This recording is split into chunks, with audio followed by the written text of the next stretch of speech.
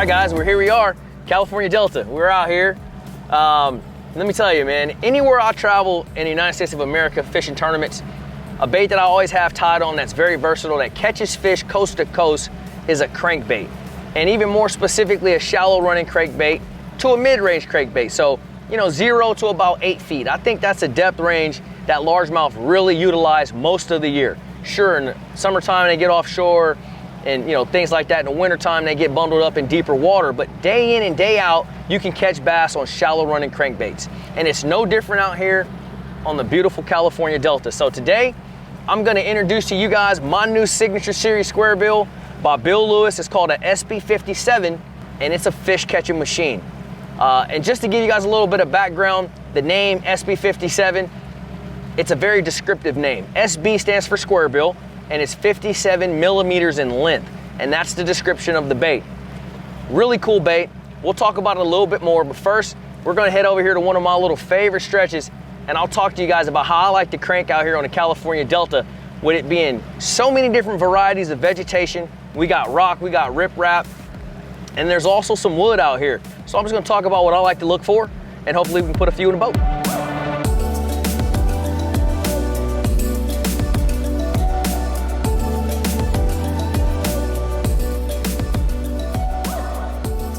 All right, so we're out here, we're cranking California Delta style. And the first thing I want to talk to you guys about is rod and reel setup. Very important, in my opinion, because anytime you're throwing a treble hook bait, you stand a chance of losing fish. So having a right rod is very, very important. This one in my hand is a Favorite Rush. It's a 7-foot medium heavy action rod, but it's very, very parabolic. And that's what's key to keeping those fish hooked up. So, there's a lot of different rods out there. This just happened to be the one that I like.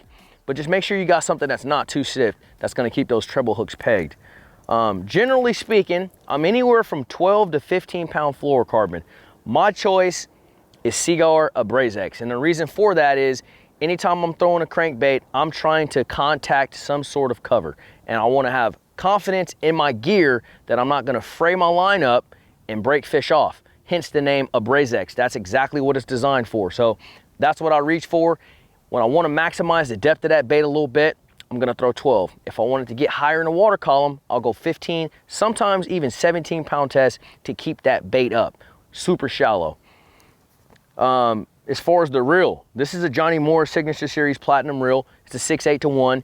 You want something in that 6 to 7 to 1 gear ratio. You don't want anything too fast, because then you're overworking the bait. And when you're doing that, I feel like you're missing bites and you're just rushing the whole technique, because you kind of want to let that bait get down there and hunt and root around and deflect off a cover. That's what's going to get you bites. And so a 6 to 1 to a 7 to 1 in that range, anything in between, I feel is ideal. So this particular bait I designed, it has a computer lip board to it. What this is designed for, the deflection of this bait is second to none. I can reel this bait through the tops of trees, off this riprap like we're fishing right here. I am not worried about getting hung up. It's gonna deflect excellent. And that's exactly what I designed the bait to do, because I wanted to make sure it was what I like to call a 4-wheel drive crankbait, meaning I can reel it through anything. The same places where you would typically flip a Texas rig because you're scared to throw something like a spinner bait or whatever in there, I'm throwing my crankbait in there. And that's gonna get bites that you wouldn't normally get. That's gonna show fish baits that they would normally never see. And that's what it's all about, changing it up, in my opinion. As far as the retrieve, I never want to throw my bait out and just reel it in. I like to stop and go it like this here. And I'm always feeling for the cover that's down there, whether it be grass, rocks in this case. I'm feeling for the cover. And I thought we had us one there, but we didn't. We just got a grass bass. But this is a perfect interruption, because let me tell you guys something. Out here on the California Delta, this is life, okay? This is what it's all about. Without this, there's no 10 pounders. Here's another side note. I hear people talking all the time. I was fishing the hydrilla. No, you weren't. We don't have hydrilla out here in California. That's a grass called Algeria densa, also known as Brazilian grass. It's not even from here. It's indigenous, but it is the heart and soul of this California Delta. So when you see it, just know you're around them.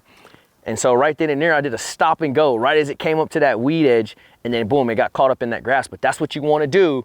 And in any other fishing setting, I would have snapped my rod and broke that crankbait free out of that grass, and a lot of time that's when you're gonna get bit. All right, so right now, there's grass here right underneath the boat, but I'm on the inside trough, the tide's up, and so those fish are sitting down in this grass, but they're looking at the bank. They're waiting for a crawfish to pop out, a shad, a bluegill, something to come swimming along in this trough. They're gonna ambush it and trap it up against the rocks. And so getting on this inside trough a lot of times is a really effective technique at catching these fish.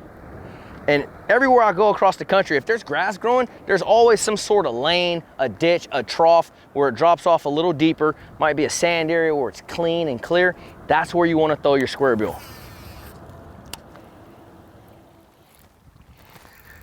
There he is, coming right at me. Boy, you got you some of them ST36s, didn't you?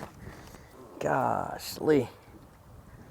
There it is, SB-57, I'm telling you. Crankbait's super versatile. Gosh, Lee, he got it all over. One of my favorite baits to cover water, you know, deflecting off all sorts of cover and catching fish, man. Coast to coast, it doesn't matter where you live, south, north, east, west, a crankbait, especially a square bill, will always get you bit. And that's a beautiful Cal Delta chunk. Not a giant, but a beautiful specimen on an SB-57. Thanks, boo.